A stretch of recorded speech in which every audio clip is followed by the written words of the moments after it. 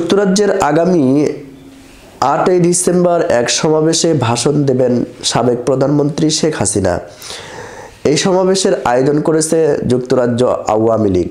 শেখ হাসিনাকে প্রধানমন্ত্রী দাবি করে তারা এই আয়োজনের একটি পোস্টার করেছে, যেখানে প্রধান অতিথি হিসাবে শেখ হাসিনা বক্তব্য রাখবেন, এটা বলে প্রচার চালাচ্ছে তারা।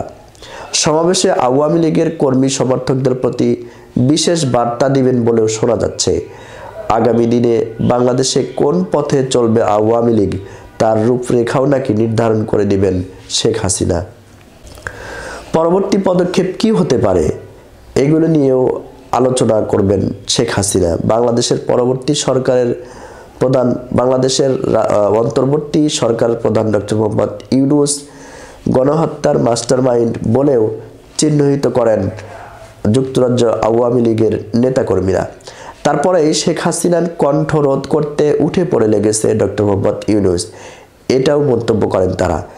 বাংলাদেশের আন্তর্জাতিক অপরাধ ট্রাইব্যুনাল হাসিনার মন্তব্যকে বিদ্বেষমূলক উল্লেখ করে সামাজিক যোগাযোগ মাধ্যম এবং গণমাধ্যম থেকে সরিয়ে দেওয়ার নির্দেশ দিয়েছে।